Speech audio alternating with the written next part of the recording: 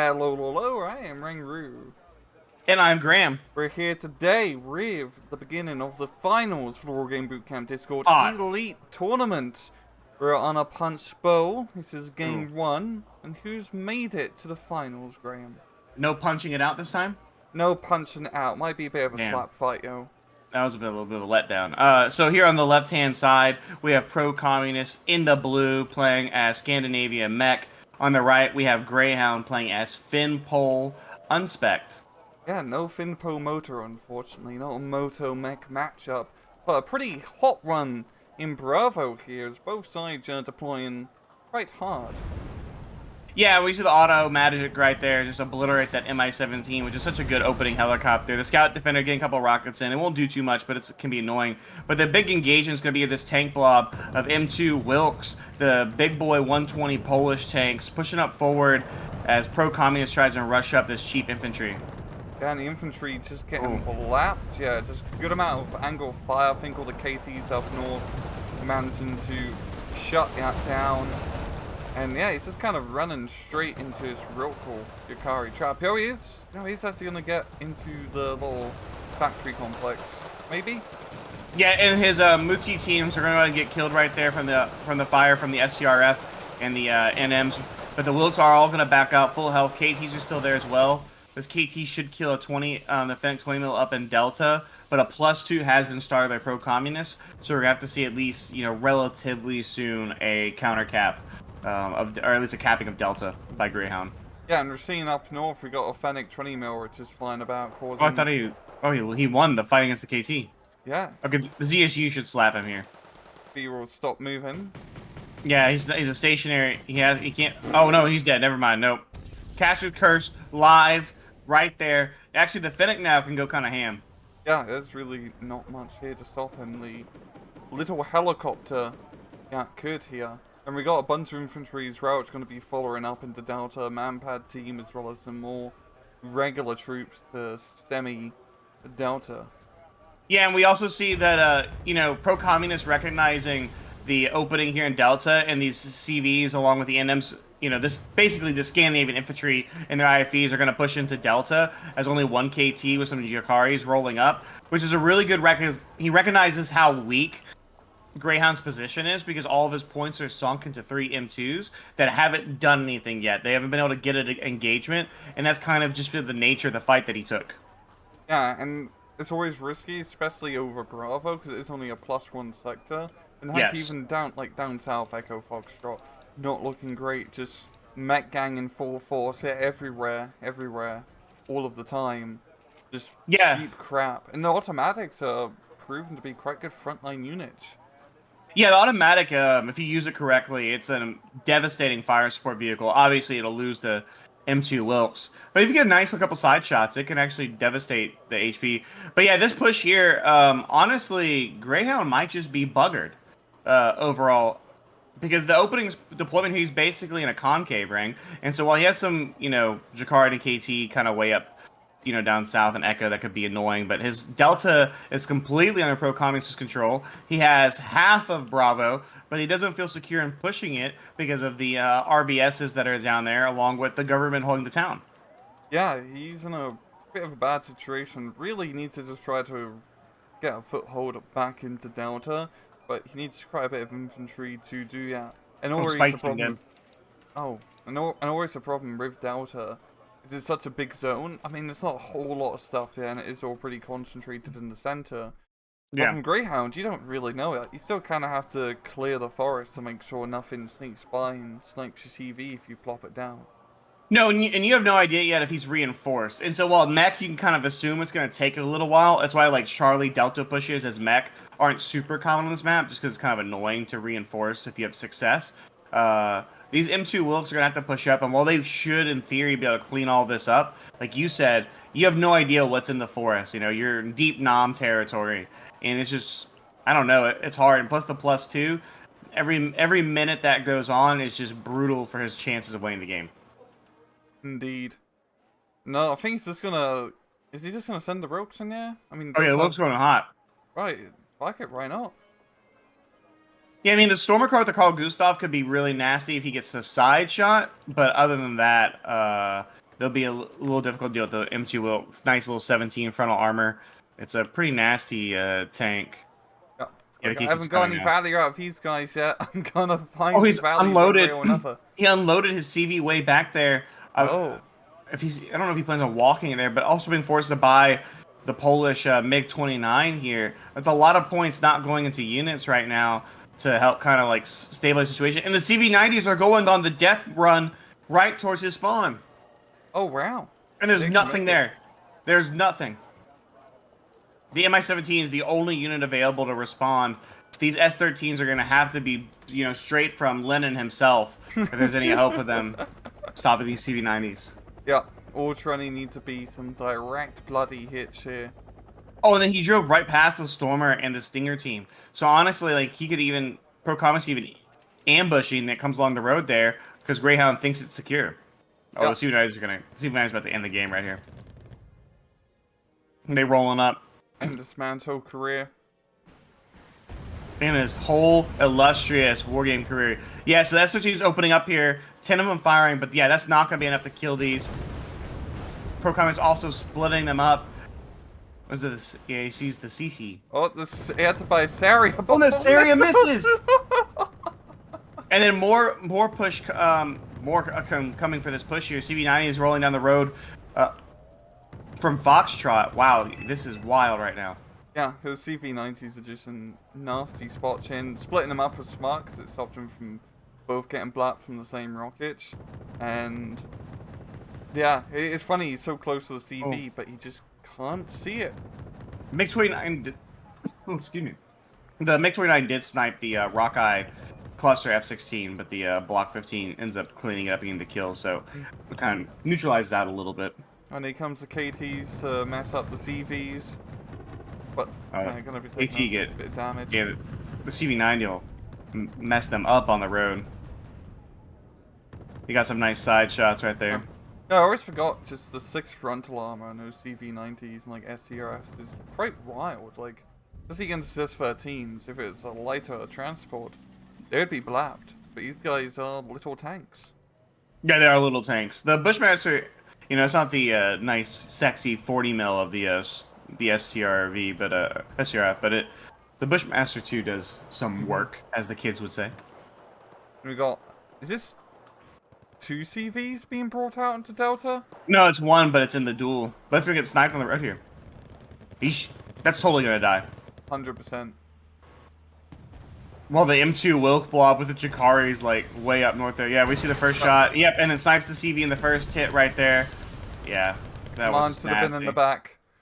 And then, yeah, he should have been in the back at an instant GG probably there from Greyhound. Yeah, damn. So first round going to pro-communist and a very just quick and decisive victory at 8 minutes. It just seems Greyhound with his Wilk blob, big risk investment, but didn't pay off. No, it didn't pay off whatsoever. But he also didn't put his tanks in a position to actually like get them engaged. Now that all kind of like played into the nature of the opening deployment for pro-communist. But overall, yeah, a lot of points in some M2 Wilks that just did not have any chance of getting it done, and then he basically just got surrounded and swallowed up by that mech gang life. Yeah, that was just mech gang kind of went moto gang, yeah, a little bit. In a way, it did feel a little bit very aggressive. But then again, like there was almost nothing else on the map, so it was kind of just like push until you meet resistance, and resistance wasn't met until his home base. And the CV-90s dealt with the resistance. Yeah, and then the one Stormer sniping the leader off the get-go. This big blap. But anyway, this is only game 1, and this is a 2-for-1 video. So we're gonna go immediately into game 2, and we're back for game 2. This time we're on Paddy Field. Ooh. What are you bringing today, Graham? It's like deja vu, Ring. I know. I feel like we just did this. But today, which is the same time, but anyways, we have pro-communist playing as Israel, unspec'd, on the left in the blue, and on the right we have Greyhound playing as Scandinavia this time, but it's not mech, it is unspec'd. Maybe he will have a good time as well, piloting the Scandies to victory. There's a lot of shit going to golf. Oh god, yeah. Or is that Bravo? No, that's golf. That's golf. Wow, he's got all the STRVs, the automatic. I bet he's going to try to do a far northern play, maybe use some... Oh, the smoke. Tebs E about to get blapped here by the RBS. Oh no, he might just get out of range here. RBS gets one. Yeah, he got lucky that first round miss from the RBS. Yeah. Gonna be backing up here. Or we're seeing Pro Communist actually... Oh, Puff the Magic Dragon. Gonna be all spread out. Oh, wow. Yeah, excuse me. Yeah, Pro Communist is a little bit spread out. We see Maglons that's in the Ram Reese and in the Nimrod here. Kind of moving out. Oh, Puff trying to go ahead and snipe the Tebs E. He does miss with the Sidewinder, but the RBS will clean it up. Now, that Nimrod can be really nasty. Oh, it missed its first shot. But I honestly think it's too expensive to bring personally, Rang. I never use the Nimrod, but that missile does slap.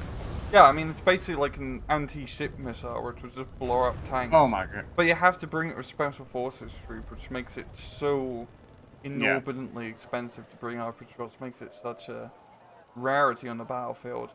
Yeah, if you pilot it correctly, it can provide a lot of value. And those Maglan's going to be slowing down the push. I'm surprised there isn't actually more... Yeah, he really needs to drop some of that smoke for his northern push, because northern pushes like this live and die off good smoke play. Yeah, we've actually casted that, here on the channel, and you can just witness when they work, there's a ton of smoke being used. Like, it's just covering the entire place, because you really need that artificial cover. This Baz is in a very awkward spot, because there's no smoke for it, while the STRVs were forced to back up. And yeah, there's the block. I was wondering when the F-16 would come out, Rang, and there she is. And there's nothing here screening. Smoke, I think, just now about to start firing, but it might be too late.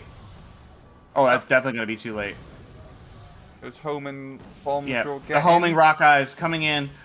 So a little bit of a bad drop there by Greyhound, but the Merkava is out of commission for a significant period of time. Now it's going to have to get resupplied. Yeah, Yasser being brought up here to get him fixed up. While we did miss a little bit of skirmishing on Bravo, Greyhound kind of probed it, and the Zelda Roviat combo pushed it back. So these Zeldas, look at that one in Hotel. Whoa. What?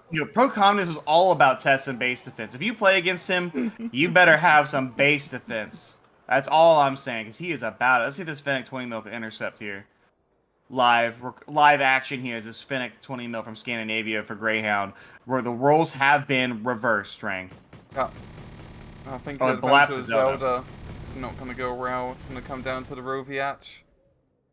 Yeah, and the Roviats actually might kill the Fennec, because it has such low HP. Hmm? Infantry killing helicopters is kind of wild.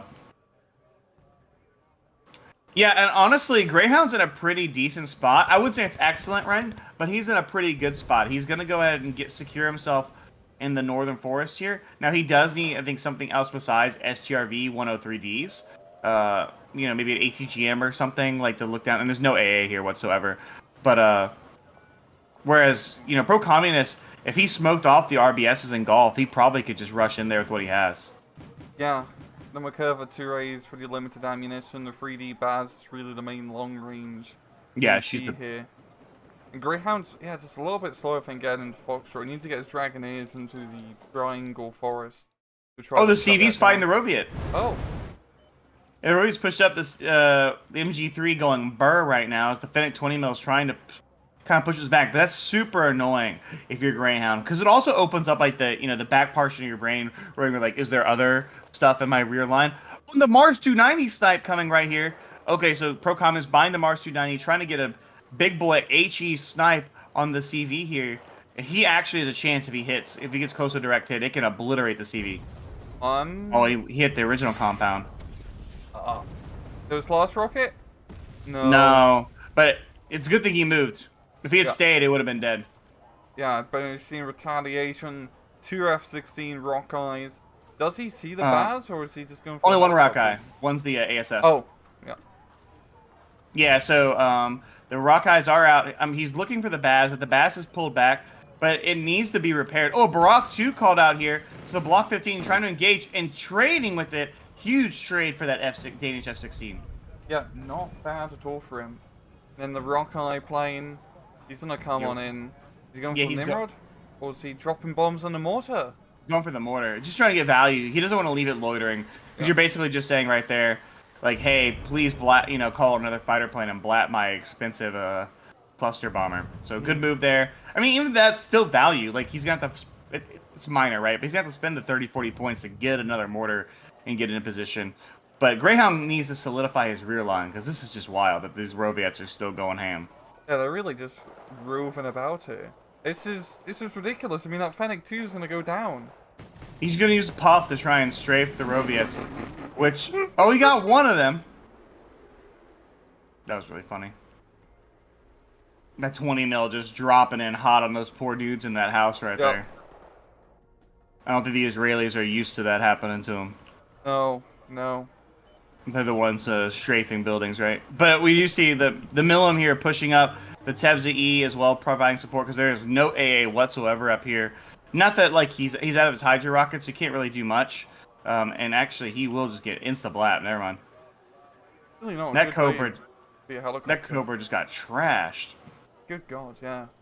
But no, Greyhound's in a pretty good position. He pretty much has the north under control. I mean, Pro-Communist should probably try to revert a little bit by pushing a bit heavier into Alpha, of course. He does have, you know, the Israeli Zelda spam, which works pretty well in that sort of engagement. Yeah. But he also has Akazarit's too, I think. He does, yeah. That's not bad at all. I'm a big fan of the Akazarit with the Roviet squad. They don't die. It's like literally you bring a little mini tank, and the cost for the Akazarit with it, I think altogether it's what? Let's double check because I have it pulled up here. Yeah, 25 points to get a 10 HP transport can be pretty nasty. So obviously you can't use it as like a main line because it's a little too expensive at that point. But if you need to push something and you need to tank some ATGM rounds, especially like you put it in front of your Merkava 2A because it uses the grenade launcher to help you kill the infantry, it's pretty nasty. And the Merkava 3D is almost fully operational again, so he'll probably throw it back onto the front line. But he just does not have much screening forces left. Like his Foxtrot, like, it seems like at this point, just due to momentum, it's not really worthwhile for him to try to push back Foxtrot. Even though the tanks aren't scary, the infantry aren't scary, he just doesn't have anything really scary in return to deal with it. Yeah, he's using a lot of the specialized units here that Israel kind of, you know, specializes in, right? Like a lot of really fancy, expensive equipment, but sometimes it doesn't suit itself well to maintaining a standard front line. And I think he kind of just needs to dip into the Zelda pool and just get himself some more units. Actually, we see a three stack of Zeldas being called out. Yeah, he's trying to do another snipe this time on the ATGM and go. It's nothing, unfortunately. Baz up north getting automatic. Oh, wow. Barely getting out there with 1 HP. Oh, he brings that? He brings that, Shanak? I have never seen someone in a competitive, a competitive war game match bring that plane out. That is wild. Is that like an F-100? No, that's the Mirage with the two IR missiles. I guess you kind That's of like your first jet in War Thunder. Yeah. Oh, automatic got blapped from the Magland. Yeah, yeah, very good snipe. Tevza E now pushing up. There's still no AA really here because that RBS is way too back. So if there was just a little bit of infantry in front of this Merkava, I would say, hey, this is a great push. There really isn't, and he needs to be careful because there are Kustjägers and STRVs. Though the Nimrod is kind of there as well, and that thing I believe it one-shots the STRVs. Yeah, it's almost positive it does. You have to watch it right there. Oh my god! Wow. The anti-ship missile just shredded it like it was a cheap Corvette. And not the one that you drive around in. Mm-hmm. Bang. Oh no, that's blew up a vehicle. Oh no, it didn't. That's Nimrod. I'm dumb. Yeah. The Nimrod launched the same time the plane flew right. Alright. Yeah, but see, the push is now done. Like, you know, he fired off some really expensive equipment. He did get some kills. So, it's not like he isn't trading. But it just feels like the pacing of this game has gotten really weird between the two players. Yeah. Yeah, because he has this, like, the powerful stuff. He just not been able to really bring it up to actually do anything. It just feels, like you said, like a weird match. Like, things are dying and people are sort of pushing, but it's all for another snipe here in the oh my god. Spread out. Like, we're not seeing much concentration of force. The Kustjäger's engaging the Magellan team. No prisoners right there. Tired of that Magellan team sniping his expensive-ass units. Oh, the Yasser. Yeah, I was trying to go resupply the Magellan. Having to dip big time right there because there's Kustjäger. I think that's going to end the very northern shenanigans. I think that's probably it. Mars 290 shots coming in here. The Mars 290 is a really nice piece of equipment that the Israelis get, though it's kind of best used Rang as like a supporting tool, like when we're about to push somebody and you drop it in. Well, why is he firing in 2 salvo bursts? That doesn't make any sense. They're just trying to conserve ammo. Because it's not a great Maybe. sniper. Yeah. No, it's not. It's too inaccurate. It's very good if you're pushing a town or a forest line, because it will stun everything inside that circle for the most part. It's very good at that. But like you said, it's not going to snipe anything. It's very hard to. It just doesn't excel at that. But you are correct. It is an ammo hog. You will burn through ammo. If you put up two Mars 290s and you continuously keep them firing, about 20 minutes you're out of ammo. Yeah, and you make all your teammates hate you in the 4v4. Yeah, I've been there. Same here. I've been there. Bro, same? Would you say the answer? No. Wow. I have 0 gameplay time. I'm like another famous caster. I wonder who that could be. Yeah, but so the Nimrod coming up here, the other Maglon team, these Roviats pushing the open, you know, they're just losing dudes left and right, trying to storm across this field. Ooh, the RBS is opening up here on the Baz, getting a nice hit on it. People forget, man, the RBS smacks at 26 AP. It's the range that it's big downfall. Oh, but, you know, ProCommy is saying, nah, I want the smoke, pushing it back. Okay, there he is. Doing a micro game, I guess, with him. He's trying really hard to get him to go here, but... Yeah. I mean, it's kind of working a little bit again as Roviats into that village will help out a bit, but there's so much fire support surrounding it, and he can get his fire support to deal with the enemy fire support, and the enemy fire support isn't even fancy. It's a Scout Defender and Walker Bulldogs. That's Walter White right there, piloting that Scout Defender. Yeah, and so these Roviats will get in here, but now there's Foxtremager in here, there's Dragonairs coming up, and even the RBS team lived. Plus the Baz is weakened, which is where the F-16 Rockeye could come into play if he gets a nice angle on it. What's the Maglon shooting at? Oh, just some transports. I can't believe he brings out that Mirage. I know, it's such a... I can kind of see for 1v1s for just maybe cheap helicopter snipes, because you don't really have great ground-based AA as is right. No. No, and I could definitely see that too, but like against Scandinavia? Yeah. Are you really that scared of the Phoenix? Maybe he's gonna use it to dogfight Puff the Magic Dragon. That would be hot. I would puff to that. Well, you see the B-can opening up here. Big boy artillery out now for both players. He's trying to snipe the Maglon team. So close here. I mean, the amount of rounds coming out, yeah, he's gonna get it, and he does. Next one just obliterated that poor squad. Yeah. And it's all just coming down to... Yeah, he has his super heavy. It's slowly shooting stuff, but it just can't shoot enough stuff, because even at the end of the day, it just does what? It's a 3 HE cannon. Yeah. It's not that fancy. It's one of the downsides to like even a lot of NATO tanks when it comes to suppressing like infantry in that role. They just don't quite stack up to their Soviet counterparts, which have the 4 HE. It's why they're just really not, you know, they're not as good as at them in that role. Like you use other tools to suppress or kill the infantry, especially when they're in buildings versus the like the Merkava 3. Yeah. The Macbeths and the Macbettin. The Vulcan minigun will shred. Oh my god, the entire Danish Air Force has sorted here. They are dropping cluster bombs left and right. We'll see. One went down, I think, right? Yep, one does get blapped. The other one does get raised. Same with Puff, and nothing killed. Crazy. No, it's back down to 1 HP, but that's really not that big of a deal. Yeah, honestly, a little overzealous there by Greyhound. He knew the Merkava was weak and he was going for the kill, but unfortunately for him, he completely missed the Merkava. She's fine. Well, I mean, from her base, her last, from the RBS hit. The Macbeth even lives as well. So, it's kind of like, I think it's going to settle down here, Rang, and you're going to start to see them try and figure out where they want to go. Honestly, on Greyhound, why not start probing Bravo? Like, get some units up and get a little aggressive in there, because there's still so much... like so many expensive units are over in that Golf Foxtrot line for pro-communists. Yeah, both sides really should start thinking about this Bravo push at some point, because the northern lines is just very much solidified. I mean, maybe Greyhound could make a push through Gulf if he really wants to, but it just seems a bit too risky, especially in overextending yourself with the 3D Baz. Still, yeah, because even though it can't influence Battlefield too much, it's still a terrible defensive unit to go up against with a pitch. Yeah, Tourney, I keep thinking it has 24 frontal armor due to like the meme when it before it came out, where Eugene Soda had 24 French Llama and everyone freaked out because it was like dumb. Like, oh, it has an engine block. Eugene doing something dumb? No, Never. nah, that's. I must have saying, misspoke. something that's interesting here about the positioning is that with the B-can out, this could get really annoying for pro-communists trying to hold the forest line there. There's very few artillery pieces that are as good as the B-can at just dropping raw amounts of HE onto a position steadily. And I don't think I would want to just chill in that forest. Like, that's just a lot of free damage you're giving the B-can. It might be time. I really think it's time for both players to maybe figure out a different angle here. But I can understand why Greyhound wants to stay in this position because he does have that nasty Foxtrot Golf kind of like line right there set up.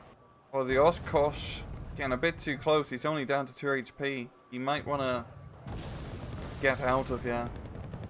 Yeah, and we see the Millum with the Zelda right there. That's the half track. Oh, he's got blapped by a $1 million missile at poor World War II.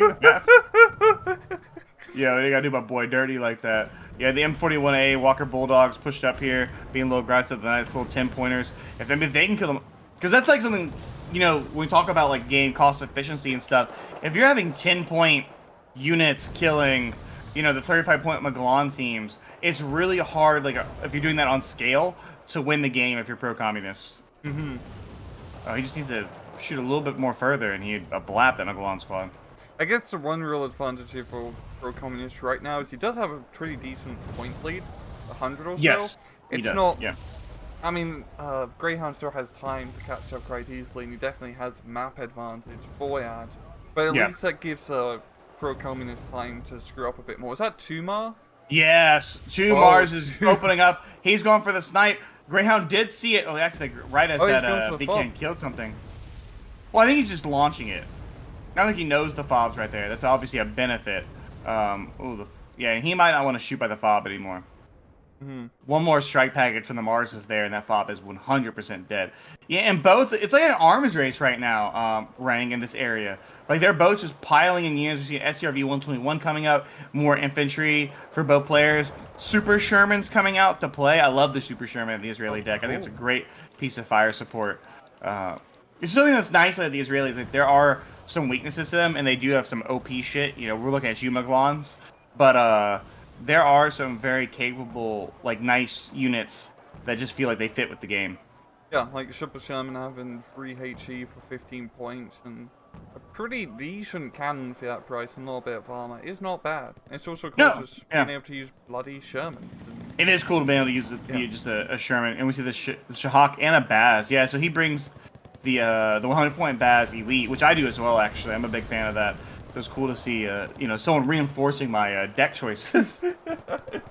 More Super Shermans are also at Bravo, which that's why I was thinking, like, you can get really aggressive with the Israelis in these towns because you can kind of play them like mech light, right? Like, you're not quite mechanized, but you can get so many Zeldas, so many Akazuris. He brings the Milam, so and some World War II half tracks, bring some World War II tanks. Curva 2s. And then one Merkava 2A to support all of it, and in an infantry like fight inside a forest, you can shred. Yeah, he really needs to just try to push a little bit more into his Bravo Alpha Forest. I agree. He has the momentum to do so. I mean, as you can see with our Godfrey up north, it's a lot of infantry. They can't exactly, apart from the RBS dudes, influence themselves outside in this open field, but at the same time, it's an absolute butcher's job to push them out.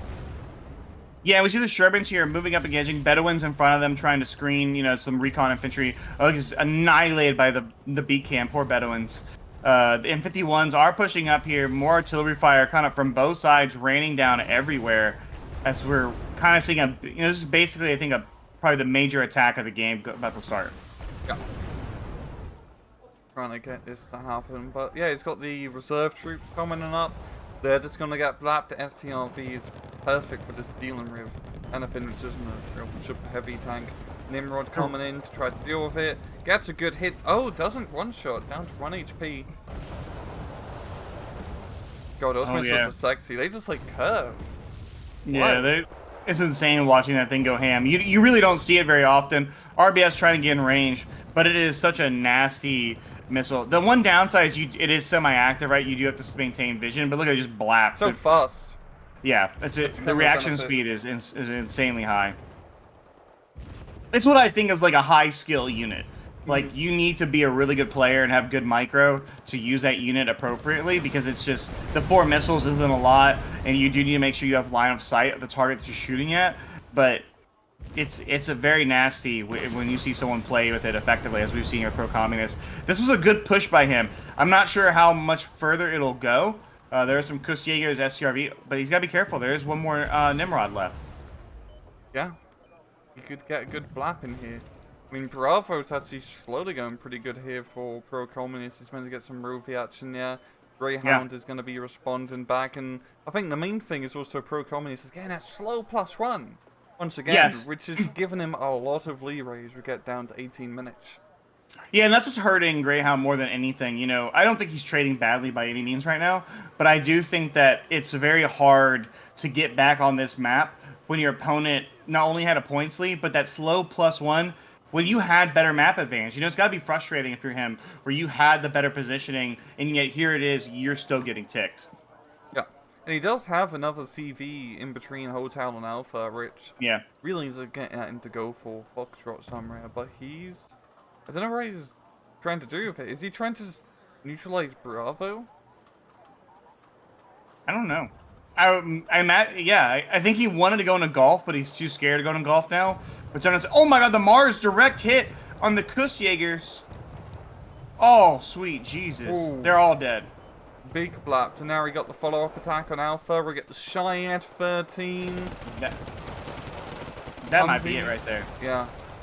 Like, honestly, like, that was such a devastating shot right there. Those Kustjägers are not cheap. And that highlights, Rang, why, you know, what I was saying earlier, the Mars 290 is such a good piece that the Israelis have. I think everybody should bring in their decks, because right there, it's just the ability to just annihilate infantry is wild.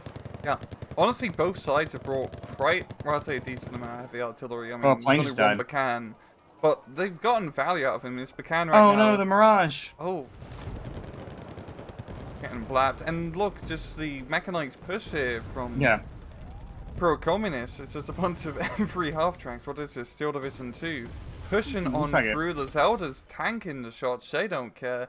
And the CV is going to have to be gone. Yeah, then a slight... Oh, he's going to get the kill there? He will get the kill, so he's going to get a cap here on Golf. But it doesn't matter, because the CV is being forced to evacuate here in Alpha. There's Zeldas running around everywhere. You're right. It is the Cheyenne at 13 are in the house-to-house fight here at the Volkswagen 90, and they will die. Oh, the BTR 152. That's a nasty piece, too, opening up. Yeah, and the whole Bravo Alpha line, we thought that Pro Communist should have pushed that. We talked about it, and he listened to us, Rangru, from, you know, went back in time. And it's clear that he's going to go ahead and clean up this Alpha position pretty soon, I think. I mean, even then, if he doesn't take it all, the damage has been done. Yeah, it just gives him enough momentum, and he has over 200, almost 200 point advantage here to just easily hold on to. He can grind out. He doesn't worry about Foxtrot. Even still, Greyhound has to spend another 100 points getting a CV into Foxtrot if you want to start ticking. And 100 points is point. It's kind of costly for him because he needs every point right now down south. And yeah, it's got that 1-2-1. But how much can it really affect the battlefield? Yeah, and he also needs to be careful because, as we've seen, that Nimrod is just on the prowl. Where is it? Where'd it go? I saw it somewhere. Is he just going to try to hit it with the 290? Or is he going for... Oh, it's CV. Oh, he's going for the CV. Which, I mean, one more close hit and he'll probably get the kill here. A little... Oh, maybe not. -1? Nope. No. He messed it up a little bit, but... Oh, the Kernas! The Kernas making its, you know, first presence on the battlefield as it snipes one of the squads. Kind of a little underwhelming there because the squads are a little split up there by the Volkswagen, I think. Yeah, I think it hit the forward squad. Yeah. Not as devastating, but as you see now, you know, Pro Communist went back to more mech gang play, just using cheap spam and cheap fire support. He's made a massive gain.